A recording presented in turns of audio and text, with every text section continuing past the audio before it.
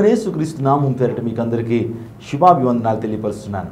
యేసే నిరీక్షణటువంటి కార్యక్రమం ద్వారా మీరందరూ దీవెన పొందుతున్నట్లు, ఆత్మీయ సత్యాన్ని మీరు తెలుసుకుంటున్నట్లు, అదేవిధంగా శారీరక ఆధ్యాత్మిక మేలులు మీరు ఈ కార్యక్రమం ద్వారా పొందుకుంటున్నారని, మీరు రాస్తున్నటువంటి ఉత్తరాలను బట్టి, చేస్తున్నటువంటి ఫోన్ కాల్స్ని బట్టి, ఇస్తున్నటువంటి ఈమెయిల్స్ని బట్టి, ఎస్ఎంఎస్లను బట్టి నేను దేవునిలో ఎంతగానో సంతోషిస్తున్నాను. ఈ కార్యక్రమం అభివృద్ధిలో కూడా మీరు పాలుపంపులు పొందాల్సిందిగా ప్రభుపేట మీకు మనం చేస్తున్నాను. ఈ కార్యక్రమంలో ఇప్పటికే అనేకమైన విషయాలు మీరు వింటూ వచ్చారు. యేసుక్రీస్తు ప్రభు యొక్క రెండవ రాకడ గురించి, యేసుక్రీస్తు ప్రభు యొక్క దైవత్వం గురించి, బైబిల్ యొక్క గొప్పతనం గురించి, విశ్వాస జీవితంలో ఎటువంటి అనుభవాలు మనం కలిగి ఉండాలి, దేవునికి దగ్గరగా చేరాలంటే మన విశ్వాస జీవితాన్ని ఎలా కాపాడుకోవాలో చాలా అంశాలు మీరు వింటూ వస్తున్నారు. ఈరోజు ఒక ప్రత్యేకమైన అంశాన్ని మీకు బోధించడానికి పరిశుద్ధాత్మ ద్వారా ప్రేరేపించబడుతున్నాను. చూడండి, మానవుడు తన జీవితంలో ఎన్నో అన్వేషణలు చేస్తున్నాడు, ఎన్నో పరిశోధనలు చేస్తూ తన జీవితాన్ని చాలా సుగమం చేసుకుంటున్నాడు. తన జీవితాన్ని చాలా తేలికపరుచుకుంటూ ఎంతో ఆనందమైనటువంటి జీవితాన్ని జీవిస్తున్నాడు. ఒక రకంగా చెప్పాలంటే మానవుడు తన జీవితంలో తను అన్వేషిస్తున్నటువంటి అన్వేషణలు కానివ్వండి, తను చేస్తున్నటువంటి పరిశోధనలు తనని ఇంకా సౌలభ్యంగా మార్చడానికి, ఇంకా సుఖవంతమైనటువంటి జీవితాన్ని జీవించడానికి తన యొక్క జ్ఞానం ఎంతగానో ఉపయోగపడుతుంది అంటలో ఏ విధమైన సందేహం లేదు. అమెరికా దేశంలో ఒక సంస్థ ఉంది. ఆ సంస్థ పేరు నాసా అని పిలుస్తారు. నాసా అంటే ఏంటంటే అంతరిక్ష పరిశోధన సంస్థ, నేషనల్ ఏరోనాటికల్ స్పేస్ అడ్మినిస్ట్రేషన్ అని పిలుస్తారు. అందులో ఈ యొక్క సృష్టిలో జరిగేటువంటి ప్రతి అంశాన్ని వారు పరిశీలన చేస్తూ ఆకాశంలో శాటిలైట్స్ కానివ్వండి, రాకెట్స్ని ప్రయోగించడం కానివ్వండి, అంతరిక్షంలో ప్రతిదినం కూడా పరిశోధనలు చేస్తుంటారు. నిజంగా వారి దగ్గర ఉన్నటువంటి కొన్ని పవర్ఫుల్ టెలిస్కోప్స్ ద్వారా ప్రపంచానికి చాలా అద్భుతమైన విషయాలు వారు వెల్లడి చేస్తున్నారు. వారి దగ్గర ఒక టెలిస్కోప్ ఉంది. ఆ టెలిస్కోప్ పేరు హబుల్ టెలిస్కోప్. నిజంగా ఈ హబుల్ టెలిస్కోప్ కొన్ని లక్షల కిలోమీటర్లు ఉన్నటువంటి సుదూరమైనటువంటి ఆ యొక్క ఆబ్జెక్ట్స్ని కూడా ఫోటో తీయగలుగుతుంది. అలా ఫోటోలు, వీడియోలు తీయటం ద్వారా ప్రపంచానికి చాలా విషయాలు అంతరిక్షం గురించి మానవునికి అర్థమవుతుంది. ఒక రకంగా చెప్పాలంటే కొన్ని కాంతి సంవత్సరాలకు దూరంగా ఉన్నటువంటి అంశాలను కూడా ఈ యొక్క హబుల్ టెలిస్కోప్ తీయగలుగుతుంది. ఆ ఫొటోస్ని మనము చాలా ఛానల్స్లో మనం చూడగలుగుతున్నాం. మీరు చూస్తున్నటువంటి నేషనల్ జియోగ్రఫిక్ ఛానల్, అదేవిధంగా డిస్కవరీ ఛానల్, ఆ తర్వాత హిస్టరీ ఛానల్, ఇలాంటి ఛానల్లో వారి యొక్క కార్యక్రమాలు వస్తున్నాయి. అబ్బురుపరిచేటువంటి గొప్ప అంశాలు ఆ హబుల్ టెలిస్కోప్ తీస్తుంది, వీడియోలు, ఫోటోలు కూడా. సో నేను చెప్పేటువంటి అంశం ఏంటంటే, ఒకసారి హబుల్ టెలిస్కోప్ ద్వారా వారు చూస్తున్నప్పుడు భూమికి ఉత్తర దిక్కున వారు ఒక యాక్సెల్ని వారు గమనించారు. ఒక ఇరుసు లాంటి విషయాన్ని వారు గమనించారు. ఆ ఇరుసుకున్నటువంటి ప్రత్యేకత ఏంటంటే, ఆ యాక్సెల్కి ఉన్నటువంటి ప్రత్యేకత ఏంటంటే, ఈ విశ్వంలో ఉన్నటువంటి ప్రతిదీ కూడా ఆ ఇరుసు వైపుగా ఆకర్షించబడుతుందని వారు తెలియజేశారు. నక్షత్రాలు కానివ్వండి, నక్షత్ర మండలాలు కానివ్వండి, నవగ్రహాలు కానివ్వండి, ఈ భూమిలో ఉన్నటువంటి శక్తులన్నీ కూడా ఆ ఇరుసు వైపుగా ఆకర్షించబడుతుంది. ఆ ఇరుసు వైపు నుంచే ఆ శక్తి అనేది వస్తుంది. ఆ శక్తి ద్వారా మాత్రమే ప్రపంచములు, ఆ శక్తి ద్వారా మాత్రమే గ్రహాలు కానివ్వండి, సూర్యచంద్రులు కానివ్వండి, నక్షత్ర మండలాలు కానివ్వండి, ఇవన్నీ కూడా ఆ ఇరుసు నుంచే అవి కంట్రోల్ చేయబడుతున్నట్లుగా, ఆర్గనైజ్ చేయబడుతున్నట్లుగా వారు గమనించారు. వారు ఎప్పుడైతే ఆ విషయాన్ని తెలియచేయగానే అన్ని న్యూస్ పత్రికలు వారు ఆ విషయాన్ని వెల్లడి చేశారు. వారు ఏమని అభిప్రాయపడ్డారంటే, యాక్సెల్ గురించి అది the throne of the lord అనేటువంటి అభిప్రాయాన్ని వారు తెలియజేశారు. వారు ఇచ్చినటువంటి పేరు ఏంటంటే ఆ ఇరుసుకి the throne of the lord, అంటే దేవుని యొక్క సింహాసనం అని వారు చెప్పారు. ఎందుకు ఈ మాట చెప్పానంటే, వాస్తవానికి శాస్త్రవేత్తలు దేవుడు ఉన్నారని నమ్మరు. దేవుడు అనేటువంటి మాట వారి నోటి నుంచి రాదు. కానీ వారు గమనించింది ఏంటంటే, ఆ యొక్క శాస్త్ర విజ్ఞానం ద్వారా, వారి తెలివితేటల ద్వారా వారి విషయాన్ని తెలుసుకున్నారు. ఆ యాక్సెల్, ఉత్తర దిక్కున్నటువంటి ఆ యాక్సెల్ దేవుని యొక్క సింహాసనం. నిజంగా వారు దేవుడు ఉన్నారని ఒప్పుకుంటున్నారు, అభిప్రాయపడుతున్నారు. అది దేవుని యొక్క సింహాసనం, దేవుడు అక్కడే ఉన్నాడని వారు గమనిస్తున్నారు. ప్రతిదీ కూడా అక్కడి నుంచే జరుగుతున్నటువంటి వాస్తవాన్ని వారు తెలియజేశారు. నిజంగా మనిషి ఈ భూలోకం ఉంటున్నప్పుడు తన జీవితం చాలించినప్పుడు మరో లోకం కోసం అన్వేషిస్తున్నాడు. తన యొక్క జీవనం మరొక లోకంలో ఉందని అనుకుంటున్నాడు. నిజమేనండి, మనం చనిపోయిన తర్వాత ఒక జీవం ఉంది, చనిపోయిన తర్వాత కూడా జీవితం ఉంది. చాలామంది అనుకుంటారు, నేను చాలామందికి ఆ సువార్త చెప్తున్నప్పుడు వాళ్ళు అంటారు, ఈ మరణం తర్వాత మరొక జీవితం లేదు, మనం చనిపోతే ఇంక మరో జీవితం లేదు, తర్వాత ఏ కుక్కగానో ఏ నల్లిగానో ఏ పిల్లిగానో పందిగానో పుడతాం అని చెప్పి జన్మల గురించి మాట్లాడుతుంటారు. కానీ బైబిల్ గ్రంథం చెప్తుంది ఏంటంటే మానవునికి ఒకే ఒక జన్మ ఉంది. మరలా ఈ జన్మలో పుణ్యం చేసుకుంటే ఈ జన్మలో పాపం చేసుకుంటే రకరకాలుగా పుట్టడం అనేది జరగదు. అది బైబిల్ చెప్పినటువంటి విషయం కాదు. మానవునికి ఒకే ఒక జన్మ ఉంది. ఒకే ఒక జన్మ తర్వాత మరణం తర్వాత తీర్పు ఉంది, నిత్య జీవం ఉంది అని బైబిల్ గ్రంథం చెప్తుంది. ఆలోచన చేద్దాం. ఈరోజు మానవుడు చనిపోయిన తర్వాత మరో లోకం ఉందా అని ఆలోచన చేస్తే ఖచ్చితంగా ఉంది. మానవుడు కూడా తన యొక్క జీవనం ఈ భూలోకంలో, తన యొక్క మనుగడ ఈ లోకంలో కష్టమవుతుందని తెలుసుకుంటున్నాడు. ఎందుకో తెలుసా? భూలోకంలో చాలా పొల్యూషన్ పెరిగిపోతుంది. రోజు రోజుకి అపరిమితంగా భూమి వేడెక్కిపోతుంది. మానవుని యొక్క మనుగడ చాలా కష్టమే, ప్రశ్నార్థకరంగా మారిపోతుంది. అందును బట్టి ప్రస్తుత సమాజంలో బ్రతుకున్నటువంటి శాస్త్రవేత్తల్లో సుప్రసిద్ధమైనటువంటి శాస్త్రవేత్త స్టీఫెన్ హాకింగ్స్ ఆ వ్యక్తి అంటాడు, మానవుని యొక్క మనుగడ 100 సంవత్సరాల తర్వాత ప్రశ్నార్థకమే. ఈ భూమి మీద మానవుని యొక్క మనుగడ జరగలేదు. మానవుడు మరొక గ్రహాన్ని చూసుకోవాలి. మానవుడు స్పేస్ షటిల్స్ని ఏర్పాటు చేసుకుని మరో గ్రహం వెనక్కి వెళ్ళటానికి ప్రయత్నం చేయాలి. భూమి మీద బ్రతకడం అసాధ్యమని ఆ వ్యక్తి కూడా ఒక స్టేట్మెంట్ ఇవ్వటం అనేది మనందరికీ కూడా తెలిసినటువంటి విషయమే. నిజమేనండి, భూలోకంలో జీవం అనేది నిజంగా ప్రశ్నార్థకం అయిపోతుంది. ఎందుకంటే ఋతువులు వాటి యొక్క క్రమాలు తప్పేసినాయి. ఎండాకాలంలోనేమో వర్షాలు పడుతుంటాయి, వర్షాకాలంలో ఎండలు వస్తుంటాయి. ఆ ఋతువులు క్రమాలు తప్పేసి ఆ యొక్క పంచభూతాలు వాటి యొక్క క్రమాలు తప్పినట్లుగా మనం చూస్తున్నాం. నిజంగా మానవుని యొక్క మనుగడ ఎంత ప్రశ్నార్థకం అయిపోయిందంటే ఎక్కడ చూసిన యాక్సిడెంట్లు, ప్రకృతి వైపరీత్యాలు, భూకంపాలు ఇవన్నీ కూడా మనం ఆలోచన చేస్తున్నప్పుడు ఇంకా 100 సంవత్సరాలకి మానవ మనుగడ ఉంటుందా? అంత మాత్రమే కాకుండా మనుషుల్లో విపరీతమైనటువంటి పాపపు యొక్క ధోరణులు పెరిగిపోతున్నాయి. మానవుడు పాప స్వభావాన్ని కలిగి వాయి వరుస లేనటువంటి జీవితాన్ని జీవిస్తూ అసలు న్యాయము ధర్మము ఇటువంటి మాటలకు అర్థం లేనటువంటి పరిస్థితుల్లో మానవుడు జీవిస్తున్నాడు. నిజంగా కొన్నిసార్లు ఆలోచించుకుంటూ వెళ్ళిపోతున్నప్పుడు నిజంగా మానవునికి మనుగడ చాలా కష్టమే. మరో గ్రహానికి మానవుడు వెళ్ళటానికి ప్రయత్నాలు చేస్తున్నాడు. కానీ విచారం ఏంటంటే ఏ గ్రహం మీద కూడా మానవుడు జీవించడానికి అనువైనటువంటి అంశాలు లేవు అని చెప్పడానికి నేను ఇష్టపడుతున్నాను. ఎందుకో తెలుసా? ఈ ప్రపంచంలో ఏ గ్రహం మీద కూడా భూలోకంలో ఉన్నటువంటి ఆ వాతావరణ పరిస్థితులు మరో గ్రహంలో మనం చూడలేం. భూమికి ఉన్నటువంటి భూమి ఆకర్షణ శక్తి కావచ్చు, ఆ భూమి మనిషి బ్రతకడానికి యోగ్యమైనది, నివాస యోగ్యమైనదని బైబిల్ చెప్తుంది, శాస్త్రవేత్తలు కూడా చెప్తున్నారు. ఎందుకంటే మన చంద్రమండలం మీదకు వెళ్తే అక్కడ భూమి ఆకర్షణ శక్తి లేదు, గాలి సరిగ్గా ఉండదు, లేకపోతే వాతావరణ పరిస్థితులు సరిగ్గా లేవు. అందుని బట్టి చంద్రమండలం మీద మనిషి బ్రతకడం అసాధ్యం. నవగ్రహాలు తీసుకున్నా సరే ఏ గ్రహం మీద కూడా మానవుడు జీవించలేడు. దేవుడు భూమిని నివాసయోగ్యంగా చేశాడు. భూమి తప్ప వేరే లోకము, భూమి తప్ప వేరే గ్రహంలో మనిషి జీవించలేడు. అది బైబిల్ చెప్తున్నటువంటి సత్యం. ఆలోచన చేద్దాం, భూమి తర్వాత మరో లోకం ఉందా? ఇది మనం ఆలోచించాల్సినటువంటి ప్రశ్న. భూమి తర్వాత మరొక లోకం ఉందా అని ఆలోచన చేస్తే ఖచ్చితంగా ఉంది. దాన్నే పరలోకం అన్నారు. దేవాది దేవుడు నిత్యత్వంలో 2 స్థలాలను పెట్టాడు. ఒకటి నరకము, మరొకటి పరలోకం. ఈరోజు చూడండి, దేవుని యొక్క రాజ్యమే పరలోకం. దేవుడు ఉండేటువంటి ఆ యొక్క రాజ్యాన్నే పరలోకం అంటారు. ఈరోజు ఆ పరలోక రాజ్యాన్ని మనిషి సంపాదించుకోవాలి.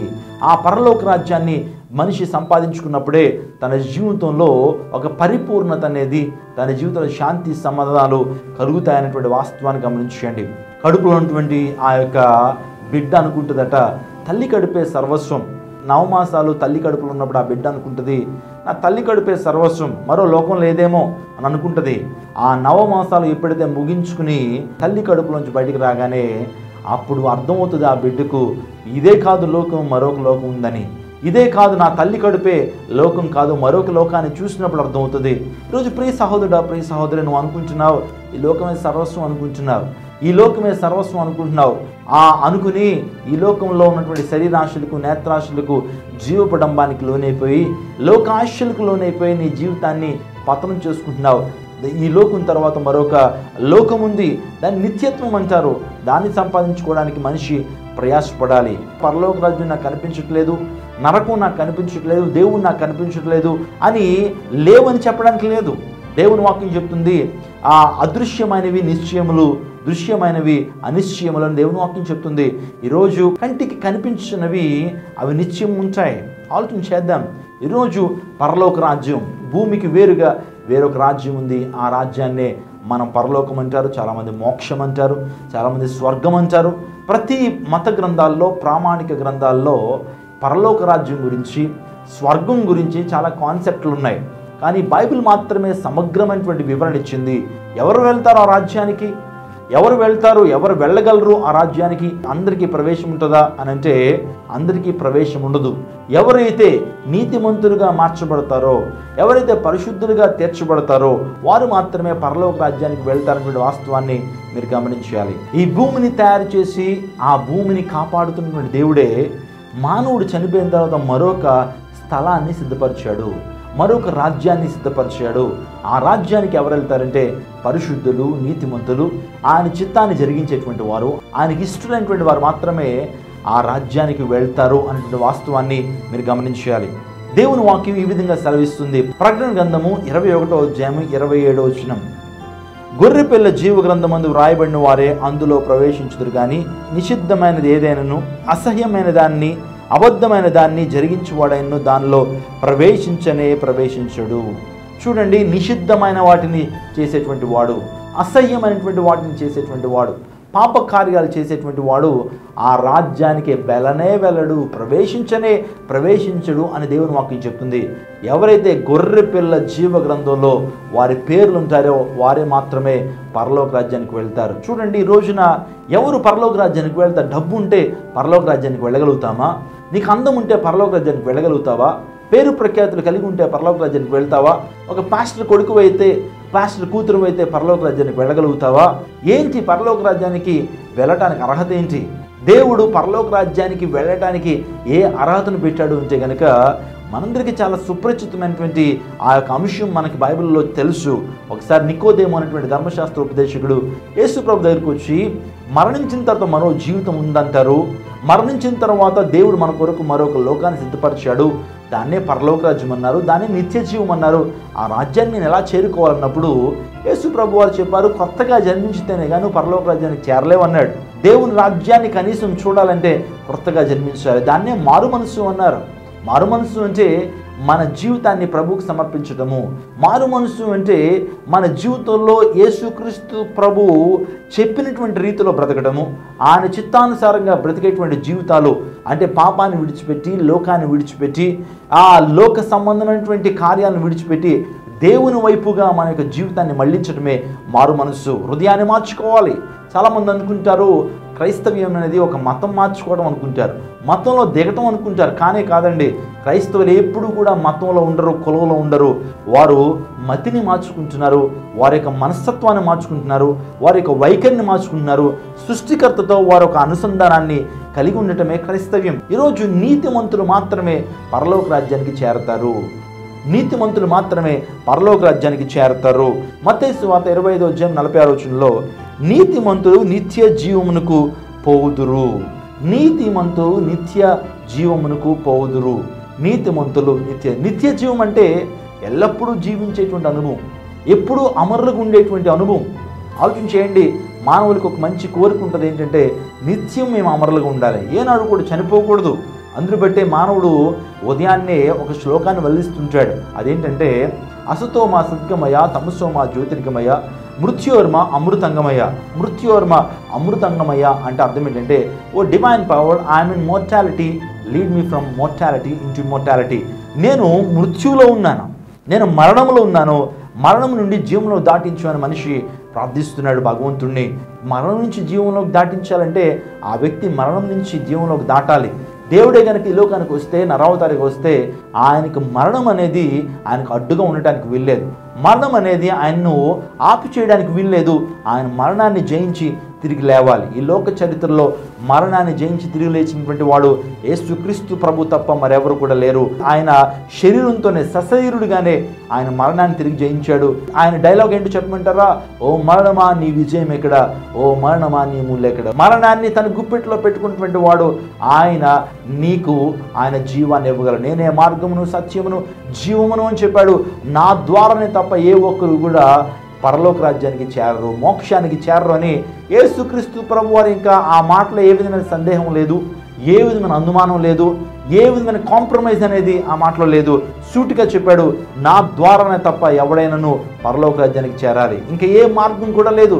This is the only way అని యేసు ప్రభు వారు ఎంతో నిక్కచ్చిగా ఆ మాటను తెలియజేశాడు. నీతిమంతుడు పరలోక రాజ్యానికి వెళ్తాడు, నీతిమంతుడు నిత్య జీవాన్ని పొందుకుంటాడని దేవుని వాక్యంలో ఉంది. ఇప్పుడు నీతిమంతులు అనగా ఎవరు? ఈరోజు నా అంశము ప్రధానమైనటువంటి రెండో భాగం ఏంటంటే నీతిమంతులు ఎవరు? అందరూ కూడా పరలోక రాజ్యానికి వెళ్తారంటే కాదు. దేవుని వాక్యంలో ఉంది, ఎవరు పరలోక రాజ్యానికి వెళ్ళరో, ఎవరు స్వర్గానికి వెళ్ళరో, ఎవరు దేవుని రాజ్యానికి వెళ్ళరో క్లియర్గా పరిశుద్ధ గ్రంథం తెలియజేస్తుంది. మీరు 1 కొరింథీయులకు రాసిన పత్రిక 6వ అధ్యాయము 9 నుంచి 11 వచనాలు మీరు చదివితే ఎవరు పరలోక రాజ్యానికి వెళ్ళరు అని ఆలోచన చేస్తే ఆ యొక్క మాటల్లో ఈ విధంగా ఉంది. మోసపోకుడి, జారులైనను, విగ్రహార్థికులైనను, వ్యభిచారులైనను, ఆడంగితనము గలవారైనను, పురుష సంయోగులైనను, దొంగలైనను, లోబులైనను, త్రాగుబోతులైనను, దూషకులైనను, దోచుకొని వారైనను దేవుని రాజ్యమునకు వారసులు కానేరరు. మీరు కొందరు అట్టివారే ఇంటిని కానీ ప్రభు అయిన యేసుక్రీస్తు ప్రభు నామమున మన దేవుని ఆత్మయందును మీరు కడుగబడి పరిశుద్ధపరచబడిన వారే నీతిమంతులుగా తీర్చబడిరి. ఇక్కడ క్లియర్గా చెప్తున్నారు, ఒక లిస్ట్ ఇచ్చారు. వారు ఏనాడు కూడా పరలోక రాజ్యానికి చేరారు. మరి ఎక్కడికి వెళ్తారండి వాళ్ళు? వారి ఆత్మలు ఎక్కడికి వెళ్తాయి? చనిపోయిన తర్వాత ఆత్మలు ఎక్కడికి వెళ్తాయి? మీరు ఒక విషయాన్ని గమనించాలి. చనిపోయిన తర్వాత ఆత్మ ఏదో ప్రాంతానికి వెళ్ళి తీరాల్సిందే. చనిపోవటం అంటే అర్థం ఏంటంటే శరీరం నుంచి ఆత్మ వేరైపోయి వెళ్ళిపోవడమే మరణం అంటారు. ఆ మరణించిన తర్వాత ఆత్మ ఖచ్చితంగా 2 స్థలాలకు వెళ్ళాలి, తీర్పులోకి వెళ్ళాలి. ఆ తీర్పులో దేవాది దేవుడు ప్రతి ఒక్కరిని తీర్పు తీరుస్తాడు. నేను అంటాను, ఈ లోకంలో ప్రతి ఒక్కడు యేసుక్రీస్తు ప్రభు యొక్క న్యాయ సింహాసనం ముందు నిలబడాల్సిందే. ఈవెన్ సుప్రీంకోర్టు చీఫ్ జస్టిస్ కూడా, అందరికీ తీర్పు ఇచ్చేటువంటి ఆ యొక్క చీఫ్ జస్టిస్ కూడా ఒకనాడు యేసుక్రీస్తు ప్రభు ముందు ఆ న్యాయపు తీర్పులు నిలబడాల్సిందే. అమెరికన్ ప్రెసిడెంట్ కావచ్చు, బ్రిటన్లో ఉన్నటువంటి ఆ యొక్క ఎలిజబెత్ రాణి కావచ్చు, వీళ్ళందరూ కూడా యేసుక్రీస్తు ప్రభు సృష్టికర్త అయినటువంటి దేవుని ముందు ఒకనాడు ఆ న్యాయపు తీర్పులో నిలబడాల్సిందే. చూస్తున్న నీవు నిలబడాలి, చెప్తున్న నేను ఆ న్యాయపు తీర్పులో నిలబడాల్సిందే. మనం చేసిన కార్యాలను బట్టి, లేకపోతే యేసుక్రీస్తు ప్రభు రక్తంలో ఎవరైతే వారి పాపాలని కడుక్కొని పరిశుద్ధులుగా తీర్చబడతారో, నీతిమంతులుగా తీర్చబడతారో దేవుడు వారిని వేరుపరుస్తాడు. అనే యొక్క న్యాయపు సింహాసనం ముందు మేకలను గొర్రెలను వేరుపరుస్తాడు. వేరుపరిచేటువంటి స్థలం వేరవుతుంది. ఆ గోధుమలను, ఆ తర్వాత గురుగులను వేరు చేసేటువంటి సమయం రాబోతుంది. మీరు అనుకోవచ్చు, ఏమండి మంచి వారికే శ్రమలు వస్తున్నాయి, మంచిగా బ్రతుకుతుంటే ఈరోజు అందరూ కూడా వెక్కిరిస్తున్నారండి, మంచిగా దేవుని కోసం బ్రతుకుతుంటే ఏదైనా లబ్ధి మేము పొందుకోలేకపోతున్నాం, లాభం పొందుకోలేకపోతున్నాం. దుష్టులు మాత్రం రోజు రోజుకి అంచెలంచెలుగా వారు అభివృద్ధి చెందుతున్నారు, అంచెలంచెలుగా మేడల మీద మేడలు కడుతున్నారు, కార్ల మీద కార్లు కొంటున్నారు. ఏంటండి అన్యాయం అంటారా? ఒక రోజు రాబోతుంది, దేవుడు ఖచ్చితంగా న్యాయాన్ని జరిగిస్తాడు. వారి పనులను బట్టి దేవుడు న్యాయాన్ని జరిగిస్తాడు. ఒక రోజు రాబోతుంది. ఈ విషయాన్ని మీరు గమనించాలని ప్రభు పేట మనం చేస్తున్నాం. ఈరోజు నీతిమంతులుగా ఎలా ఉండగలుగుతాం? మనం నీతిమంతులుగా ఉండాలంటే ఏం చేయాలి? మొట్టమొదట మన జీవితాల్లో యేసుక్రీస్తు ప్రభుకు మన జీవితాన్ని సమర్పించాలి. ఈ కార్యక్రమాన్ని చూస్తున్నటువంటి మీరు ఇంకా యేసు ప్రభుని సంపూర్ణంగా అంగీకరించకుండా ఇంకా లోకంలో తిరుగుతున్నట్లయితే ఈరోజు నీ జీవితంలో మారు మనసును అడగండి, రక్షణ పొందండి.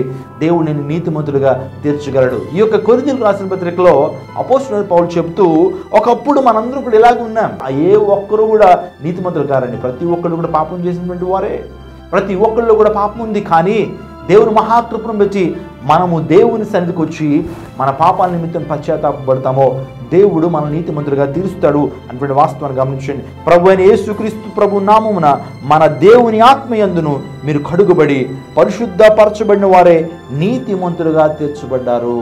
We are justified as righteous people by the blood of Jesus Christ. యేసుక్రీస్తు ప్రభు రక్తం ద్వారా మనం నీతిమంతులుగా తీర్చబడ్డాం, ఆత్మ ద్వారా నీతిమంతులుగా తీర్చబడ్డాం. ఈరోజు నీతిమంతులుగా ఎలా ఉండగలమంటే యోబు గ్రంథము 17వ అధ్యాయం 9వ వచనంలో నీతిమంతులు తమ మార్గమును విడువక ప్రవర్తిస్తారు అని యోబు గ్రంథంలో మనం చూస్తున్నాం. అంటే దేవుని మార్గమున విడిచిపెట్టరు నీతిమంతులు. ఎన్నో రకరకాల పరిస్థితులు మన జీవితంలో రావచ్చు, కానీ దేవుని మార్గాన్ని విడిచిపెట్టరు నీతిమంతులు. నిత్యము దేవుని యొక్క మార్గంలోనే వారు నడుస్తారు. కీర్తనలు 125వ కీర్తన 3వ వచనంలో నీతిమంతులు పాపం చేయడానికి చేతులు చాపరు. నిజంగా కొన్నిసార్లు కొంతమంది చేతులు పాపం చేయడానికి, వారి చేతులు పాపం చేసేటువంటి చేతులు, కానీ నీతిమంతుడు పాపాన్ని అసహించుకుంటాడు. నీతిమంతుల యొక్క చేతులు పాపం చేయడానికి చాపరు అని దేవుని వాక్యం సెలవుస్తుంది. అంటే నీతిమంతుడు పాపాన్ని అసహించుకుంటాడు.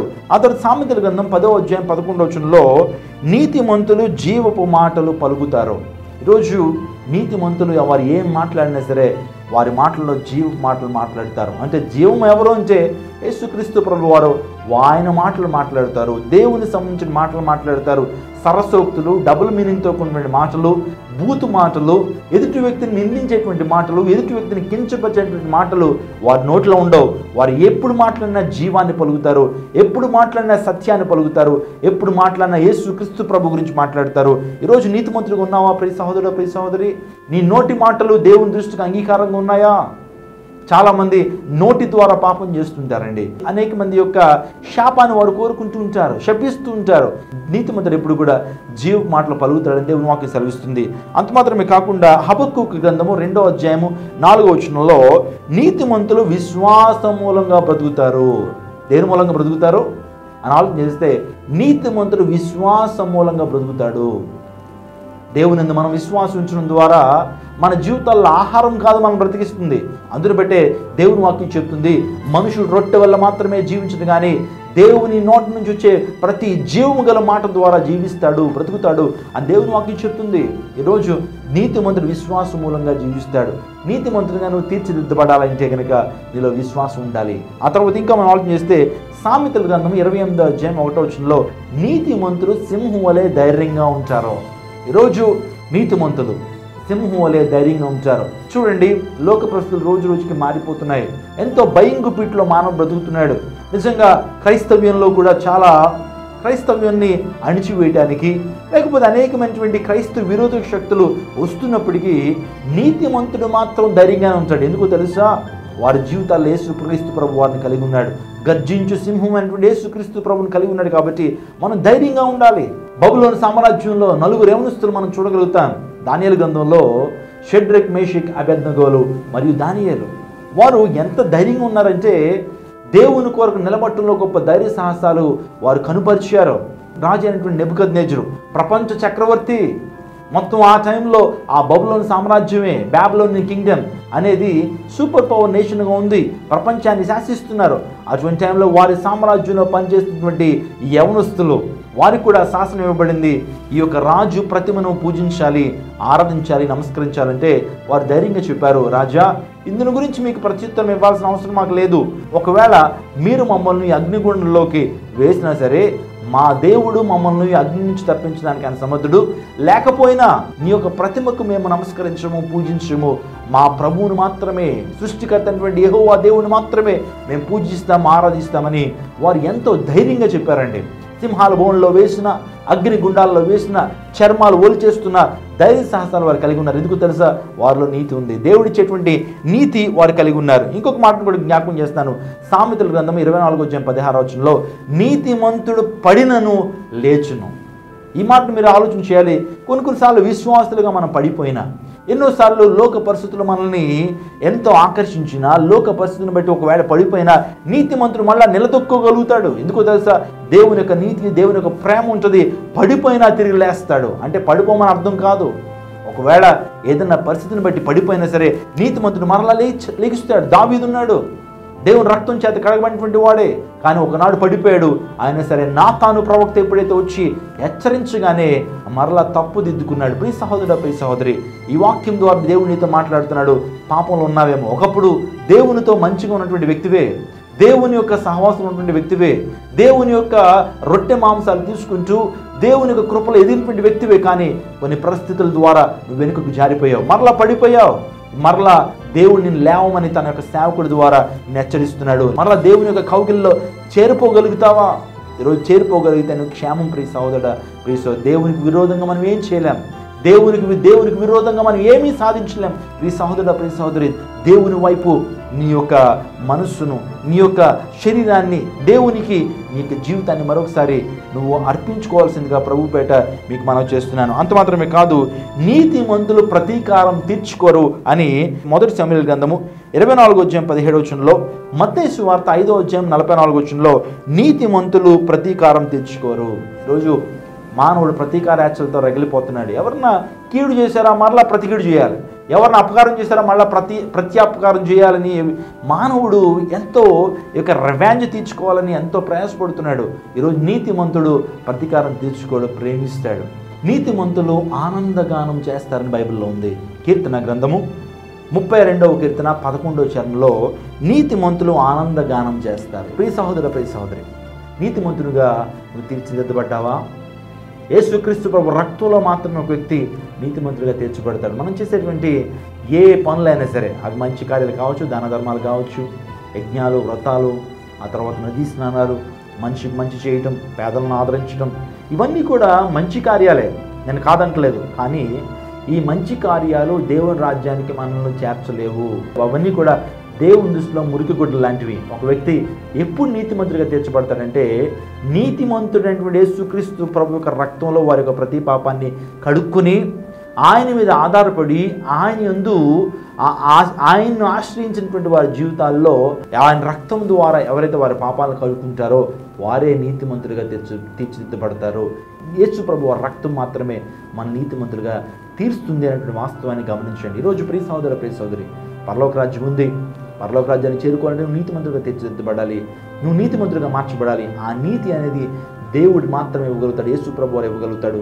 ఆ నీతిని పొందుకుని ఆనందాలతో, ఆ నీతిని పొందుకుని ఈ లోకంలో సంతోషంతోనూ, చనిపోయిన తర్వాత పరలోక రాజ్యంలోనూ శాంతి అనుభవించగలిగితే నువ్వు ధన్యుడు. ప్రియ సహోదరుడా, ప్రియ సహోదరి, అటువంటి కృప దేవుడు మీకు అనుగ్రహించునుగాక. తలలో ఉంచండి, ప్రార్థన చేద్దాం.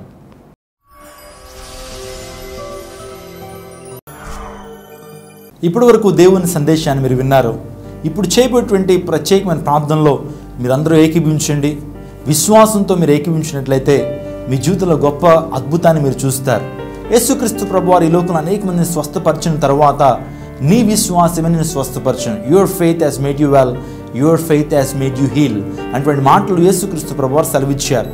ఈ ప్రత్యేకమైన ప్రాంతంలో దేవుని సేవకుడిగా దేవుడు నాకు ఇచ్చినటువంటి అభిషేకాన్ని బట్టి మీ అందరి కోసం ప్రత్యేకంగా ప్రార్థన చేయడానికి ఇష్టపడుతున్నాను. ఎటువంటి సమస్య అయినా దేవునికి అసాధ్యమైనది ఏది కూడా లేదు. There is nothing impossible with him. ఆయనందు విశ్వాసం ఉంచి ప్రార్థనలు ఏకీవించు, నీ చూతున్న గొప్ప అద్భుతాన్ని దేవుడు జరిగించని అన్నాడు. తలలో ఉంచండి, కన్నులు మూసుకోండి, ప్రార్థన చేద్దాం. పరిశుద్ధుడా, ప్రేమ స్వరూపిని కొందనాలు తండ్రి, ఈ యొక్క వాక్యాన్ని చూసిన ప్రతి ఒక్కరిలో ప్రభువా నువ్వు క్రియ జరిగించమని వేడుకుంటున్నాను. వాక్యపు విత్తనాలు వారి హృదయంలో నాటి ఫలింప చేయండి నాయన. ప్రత్యేకంగా రక్షణ లేనటువంటి వారికి రక్షణ ఇవ్వండి, పాపక్షమాపణ ఇవ్వండి. ఎవరైతే అనారోగ్యంగా ఈ యొక్క కార్యక్రమాన్ని చూస్తున్నారో ప్రభు, ఈ ప్రార్థనలో ఎవరైతే ఏకీవిస్తున్నారో వారి జీవితాల్లో సిలువలో కార్చిన అమూల్యమైన రక్తాన్ని వారి దేహంలోకి ఇప్పుడే ప్రోక్షింప చేస్తున్నాను. Lord, let your people receive your healing. గొప్ప స్వస్థతను మీ ప్రజలు పొందుకునుదురుగాక. నాయన గొప్ప కార్యాలు మీరు జరిగించండి. ఆర్థిక సంబంధం ఇబ్బందులతో బాధపడుతున్న వారి జీవితాల్లో వారి ప్రభువా పరలోకపు ధననిధిని మీరు తెరిచి వారి జీవితాల్లో ఆర్థిక సంబంధమైనటువంటి పరిపుష్టి మీరు ఇవ్వండి. అనేక మంది యవనస్తులు ఈ కార్యక్రమాన్ని చూస్తున్నారు, వారి జీవితాలు మీరు బలపరచండి. ఉద్యోగాలు లేనటువంటి వారికి ఉద్యోగాలను ఇవ్వండి ప్రభువా. ఏకాంగులను సంసారాలుగా చేయండి.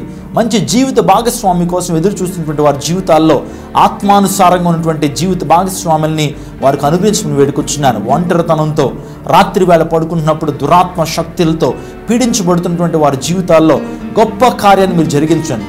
Lord, I request you to pour out your spirit upon them right now in Jesus name. Do something great in their lives, Lord. వారి జీవితంలో గొప్ప కార్యాలు జరిగించండి. నువ్వు చేస్తున్న అద్భుతాన్ని బట్టి నీకు వేలాది వందనాలు. నా ప్రార్థన విని అనేక మంది జీవితాల్లో గొప్ప ఆదరణను, స్వస్థతను, రక్షణను, గొప్ప నెమ్మదిని నువ్వు ఇచ్చినందుకు వేలాది వందనాలు తెలియపరుస్తూ యేసు శక్తి కలిగినటువంటి నామములో అడిగి వేడుకొచ్చున్నాం తండ్రి, ఆమేన్. దేవుడు మీ జీవితంలో అద్భుత కార్యం జరిగిస్తే, నెమ్మదిని, రక్షణ ఇస్తే గనక మాకు ఆ సాక్ష్యాన్ని మాతో పంచుకోనండి. క్రింద ఉన్నటువంటి నెంబర్స్ కాల్ చేయండి. తద్వారా మీ కొరకు అనుదినం ప్రార్థన చేస్తాం. నేను ఖచ్చితంగా చెప్తున్నాను, మీకోసం అనుదినంగా ప్రార్థన చేస్తాం. మీ ప్రార్థన అవసరతలు అవి వృధాగా పోవు. మీరు రాసిన ఉత్తరాలన్నీ కూడా మా ప్రార్థనా బృందం మీకోసం ప్రత్యేకంగా ప్రార్థన చేస్తాం. దేవుడు మిమ్మల్ని దీవించునుగాక.